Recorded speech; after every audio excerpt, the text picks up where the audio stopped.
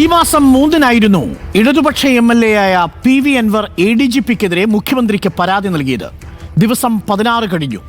അതിനു മുൻപേ അൻവർ ആരോപണങ്ങൾ തുടങ്ങിയതുമാണ്. എന്തായി തീരുമാനം? ചോദ്യം ചോദിക്കുന്നത് പുറത്തുനിന്നുള്ളവരല്ല, ഉറപ്പാണ്. ഇടതുപക്ഷം എന്ന മുദ്രാവാക്യവുമായി തുടർഭരണമുണ്ടാക്കിയ മുന്നണിയിലുള്ളവരാണ്. ആദ്യം പറഞ്ഞിട്ടും നടപടിയില്ലാത്തതുകൊണ്ടാണ് ഇന്ന് വീണ്ടും ഉറക്കെ പറഞ്ഞത്. മുന്നണിയിലുള്ളവർ പരസ്യമായി പറഞ്ഞിട്ടും നടപടിയെടുക്കാത്ത ADGPക്ക് അത്രയും വിലയുണ്ടോ? ചോദ്യം ഇതാണ്. മുന്നണിയേക്കാൾ വിലയോ ക്രമസമാധാനത്തിന്റെ ചുമതലയുള്ള ADGPക്ക്?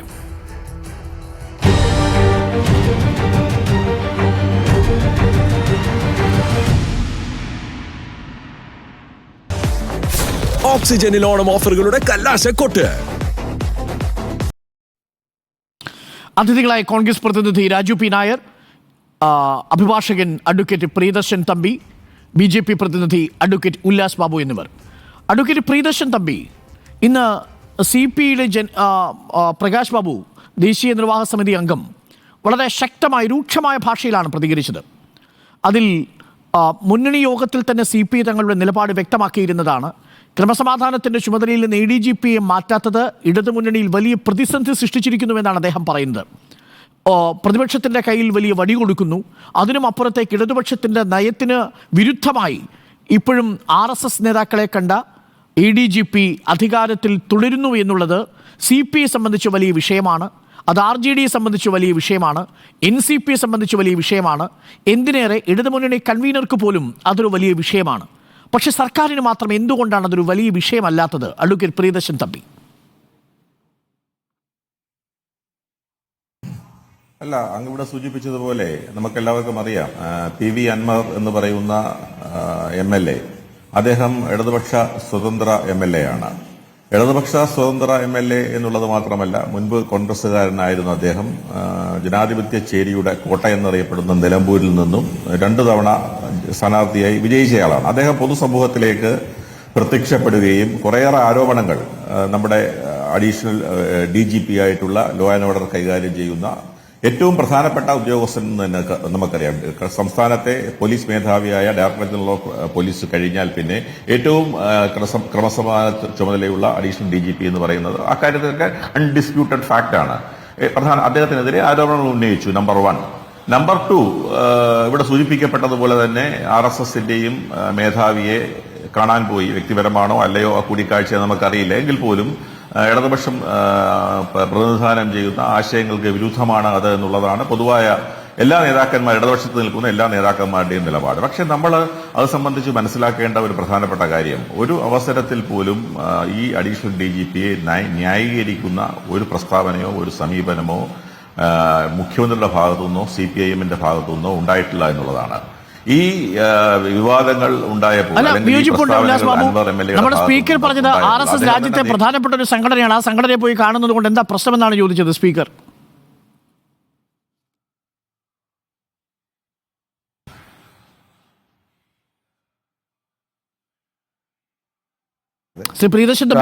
സ്വയം സേവക സംഘത്തിന്റെ ഒരു വ്യക്തിയെ അല്ലെങ്കിൽ അതിന്റെ ഉത്തരവാദിത്തപ്പെട്ട ഇന്ത്യയിൽ ഏതെങ്കിലും ശിക്ഷ.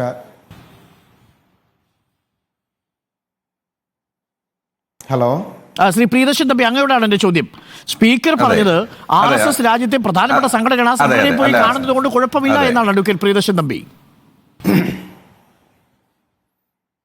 അല്ല, ഇതിനകത്ത് അതിന് നമുക്ക് ഒരു 2 കൺസ്ട്രക്ഷൻസ് അതിലുണ്ട്. കാരണം ഒരു വാദം വ്യക്തിപരമായി ഞാൻ വിശ്വസിക്കുന്നത്, വ്യക്തിപരമായ ഒരു വ്യക്തി എന്നുള്ള നിലയിൽ അല്ലെങ്കിൽ ഒരു ഇടതുപക്ഷ ഇടതുപക്ഷ പ്രവർത്തകനല്ല, ഒരു അനുഭാവിയായ പുരോഗമനവാദിയായ ഒരു അഭിഭാഷകൻ എന്ന നിലയിൽ ഞാൻ വ്യക്തിപരമായി വിശ്വസിക്കുന്നത് അതിൽ ഒരു അഡീഷണൽ DGPക്ക് ഒരു പാർട്ടിയുടെയോ അല്ലെങ്കിൽ ഒരു RSSന്റെയോ സംഘടനയുടെ നേതാവിനെ കാണുന്നതിൽ വ്യക്തിപരമായ കാരണം, അദ്ദേഹം എന്തിനാണ് പോയി കണ്ടത് എന്നുള്ളതാണ് പ്രധാനം. കണ്ടു എന്നുള്ളത് വലിയ കാര്യമാണ് എന്ന് എനിക്ക് തോന്നുന്നില്ല. എന്തിനാണ് കണ്ടത്? ആ കണ്ടതിന്റെ പിന്നിൽ എന്തെങ്കിലും അജണ്ടയുണ്ടോ? അതാണ് ഏറ്റവും പ്രധാനം. കാരണം അദ്ദേഹം പലരെയും കണ്ടിട്ടുണ്ട്. നമ്മൾ മനസ്സിലാക്കേണ്ടത് RSSന്റെ നേതാവിനെ മാത്രമല്ല എല്ലാ രാഷ്ട്രീയ പാർട്ടികളും ഇൻക്ലൂഡിംഗ് രാഹുൽ ഗാന്ധി എല്ലാ രാഷ്ട്രീയ പാർട്ടികളുടെയും നേതാക്കന്മാരെ പക്ഷേ പ്രിയദർശൻ തമ്പി രാഹുൽ ഗാന്ധിയെ അഡീഷണൽ DGP കാണുന്നത് പോലെയാണോ RSS നേതാവിനെ പോയി കാണുന്നത്? ഒരു സെക്കൻഡ്, എപ്പോഴാണ് രാഹുൽ ഗാന്ധി ADGP കണ്ടത്? അങ്ങൊന്ന് പറയൂ. എപ്പോഴാണ് രാഹുൽ ഗാന്ധി ADGP കണ്ടത്? അങ്ങൊന്ന് പറയൂ. അല്ല, കണ്ടു എന്നാണ് അദ്ദേഹത്തിന്റെ തന്നെ പ്രസ്താവനകൾ കണ്ടത്. എനിക്ക് നേരിട്ടറിയില്ല. കണ്ടു എന്നാണ് നമ്മുടെ അനുഭാവിയായ അഡ്വക്കേറ്റ് പ്രിയദർശൻ തമ്പി, താങ്കൾ എങ്ങനെയാണ് RSSനെയും രാഹുൽ ഗാന്ധിയും സമീകരിക്കുന്നത്? അദ്ദേഹം ലോക്സഭാ പ്രതിപക്ഷ നേതാവ് കൂടിയാണ്. ഞാൻ അതുകൊണ്ട് തന്നെയാണ് പറഞ്ഞത് അദ്ദേഹം കണ്ടു എന്നുള്ളതല്ല, കണ്ടിട്ടില്ല എന്നുള്ളത് വേറൊരു വസ്തുത. അദ്ദേഹം അതെ കാണുന്നതിൽ തെറ്റൊന്നുമില്ല. അദ്ദേഹം കാണുന്നതിൽ തെറ്റില്ല. രാജു പിന്നാർ ശോഭിക്കണ്ട, കാണുന്നതിൽ തെറ്റില്ല. അദ്ദേഹത്തെ കണ്ടു എന്ന് എനിക്ക് വ്യക്തിപരമായി അറിയാമെന്നല്ല ഞാൻ പറഞ്ഞത്. കാണുന്നതിൽ തെറ്റില്ല. അപ്പോൾ ഞാൻ സൂചിപ്പിച്ചത് വ്യക്തിപരമായ സന്ദർശനങ്ങൾ, വ്യക്തിപരമായ ഊഷ്മളത ബന്ധങ്ങളിൽ ഊട്ടിയുറപ്പിക്കുന്നതിൽ നമുക്കെല്ലാം അറിയാം, സ്നേഹവും സാഹോദര്യവും എല്ലാം മനുഷ്യന്റെ അന്തർലീനമായിരിക്കുന്ന വികാരമല്ലേ. അതിലെന്താ തെറ്റ്? പക്ഷെ അതിന് അജണ്ടയുണ്ടെങ്കിൽ, അങ്ങനെ കാണുന്നതിൽ എന്തെങ്കിലും അജണ്ടയുണ്ടെങ്കിൽ അത് അദ്ദേഹത്തിന് എന്തെങ്കിലും രാഷ്ട്രീയ അട്ടിമറിക്കാണോ അല്ലെങ്കിൽ വേണ്ടിയാണോ? ഒരു RSS ക്യാമ്പ് നടക്കുന്ന സ്ഥലത്ത് RSSന്റെ അടുത്ത സർസംഘചാലകാകാൻ പോകുന്ന ഇപ്പോഴത്തെ ജനറൽ സെക്രട്ടറി ദത്താത്രേയ ഹൊസബോളയെ പോയി കണ്ട് എന്താണ് ഇവർ തമ്മിൽ സംസാരിച്ചിട്ടുണ്ടാവുക? കുശലാന്വേഷണത്തിന് പോയതാണോ? അതിനാണെങ്കിൽ തന്റെ സുഹൃത്ത് ജയകുമാറുമായിട്ട് ഒരു ചായക്കടയിൽ നിന്ന് ചർച്ച ചെയ്ത് പിരിഞ്ഞാൽ പോലെ ഇവർ തമ്മിൽ എന്തെങ്കിലും കുടുംബ ബന്ധമുണ്ടോ? അതൊന്നുമില്ലല്ലോ. അതാണ് പ്രതിപക്ഷം ചോദിക്കുന്നത്. ഇവർ എന്താണ് സംസാരിച്ചതെന്ന് അറിയണം. അത് മുഖ്യമന്ത്രിക്ക് അറിയാമോ? അറിയാമെങ്കിൽ അദ്ദേഹം ആ സ്ഥാനത്ത് തുടരുന്നത് ശരിയാണോ? അതാണ് CPI ചോദിക്കുന്നത്, RJD ചോദിക്കുന്നത്, LDFന്റെ കൺവീനർ ചോദിക്കുന്നത്. അല്ല, ഞാനൊന്ന് പൂർത്തിയാക്കട്ടെ. ഞാൻ അത് തന്നെയാണ് പറഞ്ഞു വന്നത്. തീർച്ചയായിട്ടും മുഖ്യമന്ത്രി അത് തീരെ ഗൗരവത്തിലല്ല എടുത്തിട്ടുള്ളത് നമുക്ക് പറയാൻ കഴിയില്ല. കാരണം ഈ പ്രശ്നങ്ങൾ ഉണ്ടായതിനു ശേഷം തൊട്ടടുത്താണ് കോട്ടയത്ത് വെച്ച് നടന്നതിന്റെ ഓർമ്മ. സംസ്ഥാന പോലീസ് ഓഫീസർമാരുടെ സമ്മേളനത്തിൽ വെച്ച് 2023 മെയ് മാസത്തിൽ നടന്ന കൂടിക്കാഴ്ചയ്ക്ക് 2024 അന്വേഷണം. അതെ, കൂടിക്കാഴ്ച അല്ലെ, അന്വേഷണമല്ല ഞാൻ പറഞ്ഞു. 2024 ഈ PV അൻവർ ഈ വിവാദങ്ങളെല്ലാം ഉണ്ടായതിനു ശേഷം ഈ അജിത് കുമാറിനെ വേദിയിലിരുത്തിക്കൊണ്ട് തന്നെയാണ് ഈ പോലീസിലെ പുഴുക്കുത്തുകളെ കുറിച്ച് മുഖ്യമന്ത്രി പറയുകയും ആ പോലീസിലെ അതുവരെ ഇതൊന്നും ആഭ്യന്തര വകുപ്പ് ഭരിക്കുന്ന മുഖ്യമന്ത്രിക്ക് അറിയില്ലായിരുന്നോ?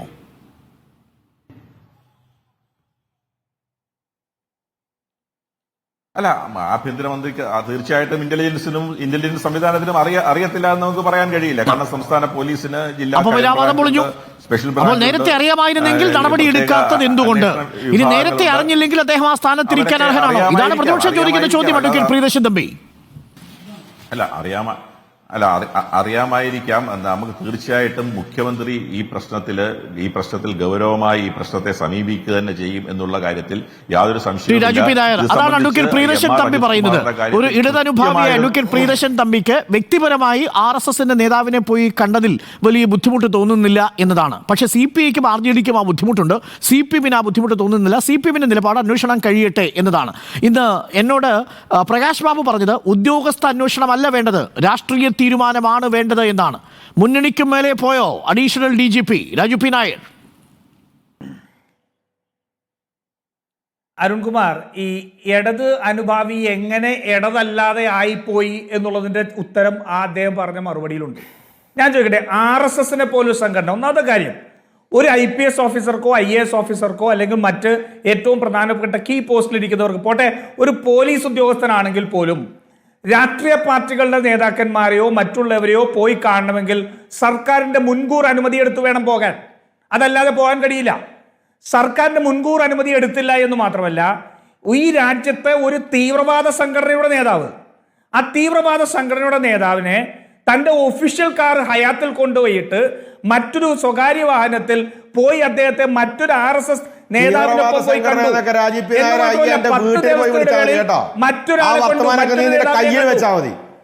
മറ്റൊരു നേതാവിനെ കണ്ടു. ആരോട് പറഞ്ഞു? RSS എന്ന് പറയുന്നത് രാഷ്ട്രീയ മതരാഷ്ട്രവാദം പറയുന്നവർ തീവ്രവാദ സംഘടനയാണ്. മതരാഷ്ട്രവാദം പറയുന്നത് തീവ്രവാദ സംഘടനകൾ മാത്രമേ മതരാഷ്ട്രവാദം പറയുള്ളൂ. മതരാഷ്ട്രവാദം നിങ്ങളുടെ അങ്ങയുടെ സംസ്കാരത്തിൽ എനിക്ക് സംസാരിക്കാൻ കഴിയില്ല. രാജു പി നായർ അങ്ങയുടെ സംസ്കാരത്തിൽ എനിക്ക് സംസാരിക്കാൻ കഴിയില്ല. നീ തന്നെ എന്നാണ് വിളിക്കുന്നത്. നീ അതങ്ങ് കയ്യിൽ വെച്ചാൽ മതി. നിങ്ങൾ വീട്ടിൽ വിളിക്കുന്ന ഭാഷയിൽ എനിക്ക് സംസാരിക്കാൻ കഴിയില്ല. താങ്കൾക്ക് പ്രതികരിക്കാനുള്ള അവസരമുണ്ട്. വായിൽ തോന്നിയത് മുഴുവൻ വിളിച്ചു പറയാനുള്ള വേദിയാണ്. നീ ഇതിനെ കരുതണ്ട. വരാം ഉല്ലാസ് ബാബു വരാം. ഞാൻ അദ്ദേഹം ഒന്ന് പറഞ്ഞു നിൽക്കട്ടെ. താങ്കൾക്ക് പ്രതികരിക്കാനുള്ള സമയം ഞാൻ നൽകാം. താങ്കൾ അപ്പം പ്രതികരിച്ചോളൂ. താങ്കൾക്ക് ആ അഭിപ്രായത്തോട് വിയോജിക്കാം. താങ്കൾക്ക് അഭിപ്രായത്തോട് വിയോജിക്കാം. താങ്കൾക്ക് അഭിപ്രായത്തോട് വിയോജിക്കാം. ഓക്കെ, താങ്കൾ തുടർന്നോളൂ. രാജു പി നായർ. വിയോജിക്കല്ല, പറയാൻ പാടാത്ത അഭിപ്രായം പറയുമ്പോൾ അരുൺകുമാർ ഇടപെടണമായിരുന്നു.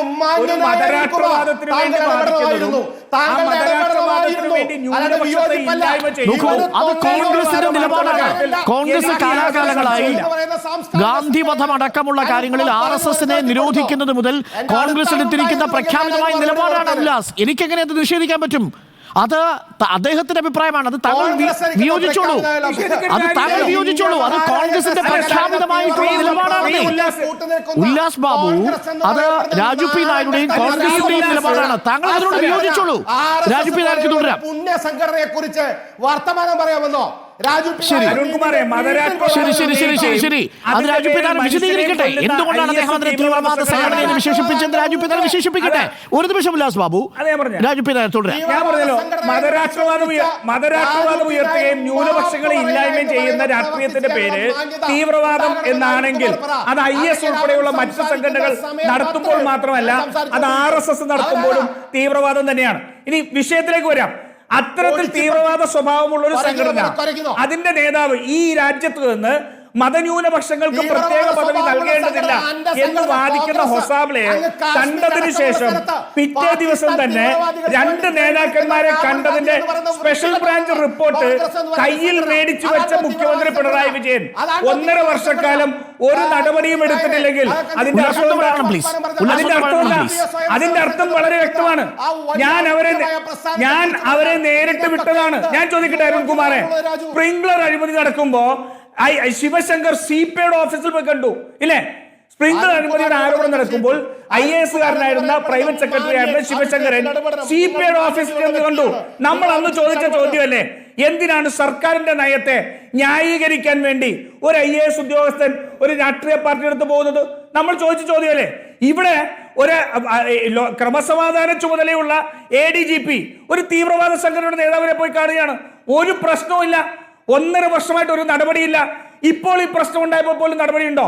എന്തുകൊണ്ട്? ഞാൻ ചോദിക്കുന്നത്, ഈ എന്തിന്റെ പേരില P. വിജയനെ സസ്പെൻഡ് ചെയ്തത്? എന്തിന്റെ പേരില സുജിത് ബാബുവിനെ സസ്പെൻഡ് ചെയ്തത്? എന്തിന്റെ പേരില മറ്റ് IPS ഓഫീസർമാരെ സസ്പെൻഡ് ചെയ്തിട്ടുള്ളത്? സസ്പെൻഷൻ വെക്കട്ടെ.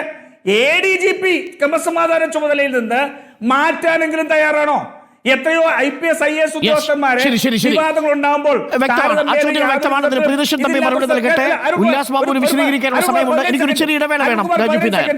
അരുൺകുമാർ 15 സെക്കൻഡ്. ഞാൻ ചോദിക്കട്ടെ, ഇന്ന് അൻവർ ഉയർത്തിവിട്ട ആരോപണങ്ങൾ ഉൾപ്പെടെ ഇവിടെ നിൽപ്പുണ്ടല്ലോ. ഇതിനകത്ത് എഫക്റ്റഡ് ആയിട്ടുള്ള പാർട്ടീസ് ഉണ്ടല്ലോ. ഈ ADGP അവിടെ തന്നെ നിന്നുകൊണ്ട് അന്വേഷണം നടന്നാൽ അങ്ങനെ നിൽക്കുന്ന ഒരു സ്ഥലത്ത് എവിടെയാണ് ഇവിടുത്തെ പരാതിക്കാർക്ക് നീതി കിട്ടാൻ പോവുക? അൻവറിന് പോലും നീതി കിട്ടില്ലല്ലോ. അൻവറിന് പോലും നീതി കിട്ടിയിട്ടില്ല. അഡ്വക്കേറ്റ് ഉല്ലാസ് ബാബു, താങ്കൾക്ക് രാജു പി നായർക്കുള്ള മറുപടി നൽകാം. ഒപ്പം തന്നെ ഒരു ചോദ്യം കൂടി.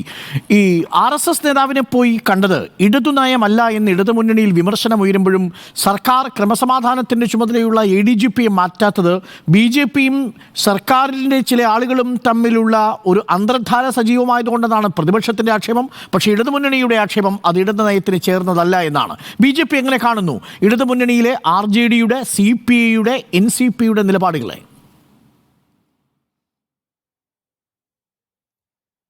അല്ല, ആദ്യം അരുൺകുമാർ ചോദിച്ച ചോദ്യത്തിന് മറുപടി പറഞ്ഞിട്ട് നേരത്തെ പറഞ്ഞ ആ വ്യക്തി പറഞ്ഞ ആ തട്ടിപ്പിന്, ആ മോശത്തരത്തിന്, ആ തെമ്മാടിത്തരത്തിന് ഞാൻ മറുപടി പറയാം. ബഹുമാനനായിട്ടുള്ള ജെന്റിൽമാനായിട്ടുള്ള വളരെ മാന്യനായിട്ടുള്ള ഒരു ജേർണലിസ്റ്റായിട്ടുള്ള ശ്രീ അരുൺകുമാർ അങ്ങ് അതിലിടപെടാത്തതിൽ കൃത്യമായിട്ടുള്ള വിയോജിപ്പ് ഞാൻ രേഖപ്പെടുത്തുന്നു. 2, അങ്ങ് ചോദിച്ചു CPMന്റെ നിലപാടെന്തോ കോൺഗ്രസിൻ്റെ നിലപാടെന്തോ എന്നൊന്നുമല്ല BJPയെ സംബന്ധിച്ചിടത്തോളം. BJPയെ സംബന്ധിച്ചിടത്തോളം സെലക്റ്റീവ് ജേർണലിസത്തിൻ്റെ ഭാഗമായിട്ട് ഒരു ഇന്ത്യൻ പൗരനെ, അത് ഒരു സാംസ്കാരിക സംഘടന നേതൃത്വത്തിലിരിക്കുന്ന ഒരു ഇന്ത്യൻ പൗരനെ കണ്ടതിൽ അല്ല ചർച്ച പോകേണ്ടത് അൻവറിൻ്റെ നാടകത്തിൻ്റെ പുറകിൽ ആരുണ്ട് എന്നുള്ളതിലല്ല. ആ നാടകത്തിൻ്റെ അടിസ്ഥാനത്തിലാണ് എങ്കിലും അദ്ദേഹം പറഞ്ഞു വെച്ച കാര്യങ്ങൾ എന്താണ്? ഒരു ADGP കൊലപാതകങ്ങൾക്ക് കൂട്ടുനിൽക്കുന്നു, ഒരു ADGP സ്വർണ്ണ തട്ടിപ്പിന് കൂട്ടുനിൽക്കുന്നു, ഒരു ADGP സ്വർണം പൊട്ടിക്കാൻ കൂട്ടുനിൽക്കുന്നു, ഒരു ADGP ഫോൺ ചോർത്തുന്നു. ആരുടെ? ചെറിയ ആളുകളുടെ അല്ല, ഇവിടെ ഭരണ സംവിധാനത്തിലിരിക്കുന്ന ആളുകളെ.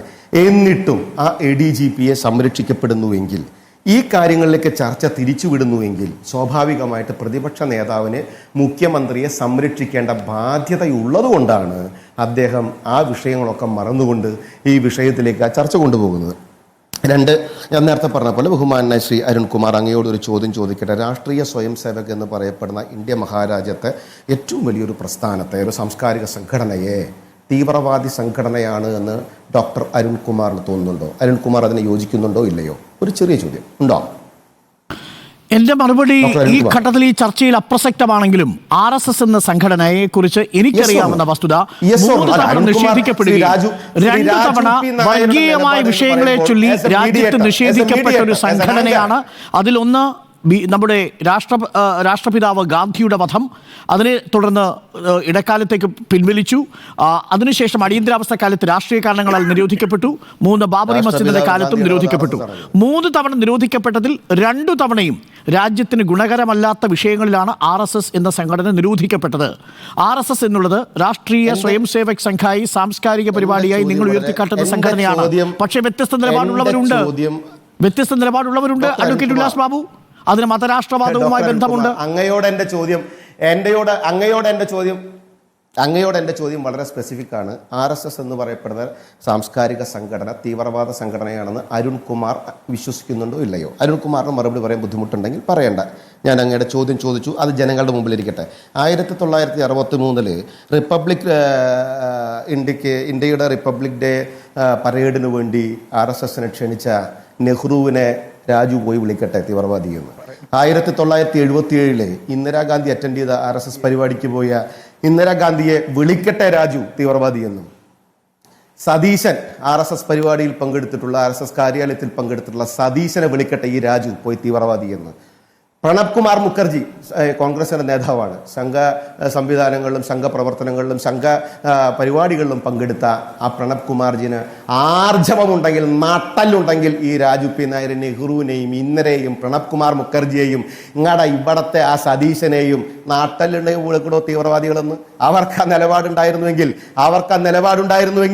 അവർ ആ പരിപാടികളിലും സംഘ സംവിധാനങ്ങളുടെ പരിപാടികൾ പങ്കെടുക്കുമായിരുന്നോ? RSS എന്ന് പറയപ്പെടുന്ന സാംസ്കാരിക സംഘടനയുടെ പ്രവർത്തനത്തെ കുറിച്ച് ഒരു ചൂക്കും ചുണ്ണാമ്പും അറിയാത്ത ഇതേപോലത്തെ കുറെ കുടിച്ചി പട്ടികൾ കുരച്ചാൽ അമ്പിളിയമ്മാമന്റെ പ്രഭ പോകില്ല എന്ന്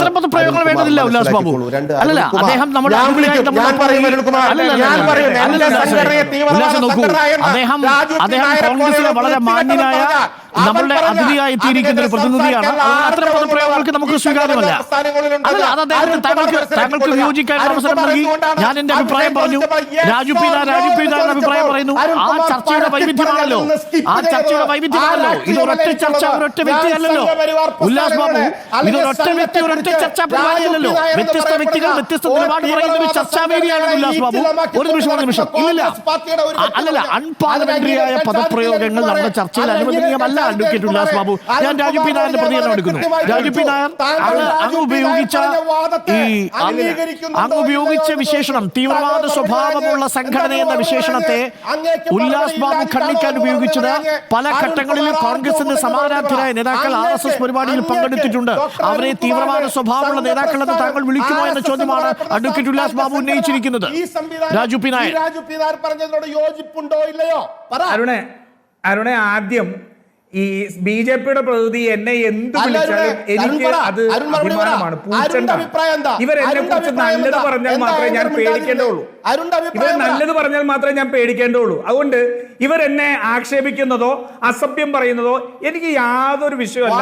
ഞാൻ അഭിമാനിക്കുകയാണ്. കാരണം ഇവർ നല്ലത് പറഞ്ഞാൽ എനിക്ക് എന്തോ പ്രശ്നമുണ്ടെന്ന് ഞാൻ ശ്രദ്ധിക്കേണ്ട. ഒന്ന്. രണ്ടാമത്തെ കാര്യം, 1963 റിപ്പബ്ലിക് ദിന പരേഡിൽ RSS പങ്കെടുത്തു. എവിടെ കിട്ടിയ വിവരമാണ്? ഈ രാജ്യത്തുള്ള മുഴുവൻ രേഖകളും ഉദ്ധരിച്ചുകൊണ്ട് 1963 RSS റിപ്പബ്ലിക്കിന്റെ പരേഡിൽ പങ്കെടുത്തില്ല എന്ന് സ്ഥാപിച്ചു കഴിഞ്ഞിട്ടുണ്ട്. ഞാൻ ചോദിക്കുന്ന ഏറ്റവും അടിസ്ഥാനപരമായ പ്രശ്നം ഞാൻ ചോദിക്കുന്നത് ഈ സംഘടന മുന്നോട്ട് വെക്കുന്ന രാഷ്ട്രീയം എന്താണ്? ഈ സംഘടന മുന്നോട്ട് വെക്കുന്ന രാഷ്ട്രീയം മതരാഷ്ട്രവാദമാണ്. ആ മതരാഷ്ട്രവാദത്തിന് വേണ്ടിയിട്ടാണ് ഗാന്ധിജിയെ കൊന്നത്. ആ മതരാഷ്ട്രവാദത്തിന് വേണ്ടിയിട്ടാണ് ഇന്നു വരെ ഈ പറയുന്ന ന്യൂനപക്ഷങ്ങളെ ഇല്ലായ്മ ചെയ്യണം എന്ന് സ്വന്തം വിചാരധാരയിൽ എഴുതി വെച്ച് ആ പാവങ്ങളെ ട്രെയിനിൽ തലപ്പാവ് വെച്ച് യാത്ര ചെയ്തതിന്റെ പേരിൽ തല്ലിക്കൊരുന്നത് ഇവരാണ്. സനാതൻ സംഘടന പോലെയുള്ള പ്രസ്ഥാനങ്ങളാണ് ഈ രാജ്യത്ത് ബോംബ് വെച്ചത്. മക്ക മസ്ജിദിൽ ബോംബ് വെച്ചത് ഇവരാണ്. ആ മക്ക മസ്ജിദിൽ ബോംബ് വെച്ചതിലെ പ്രതിയെ ഇന്ത്യൻ പാർലമെന്റിൽ എത്തിച്ചത് ഇവരാണ്. ഞാൻ ചോദിക്കുന്നത് ഇവരെ ഞാൻ തീവ്രവാദ സംഘടന അല്ലാതെ എന്ത് വിളിക്കണം? നന്മമരങ്ങൾ വിളിക്കണോ?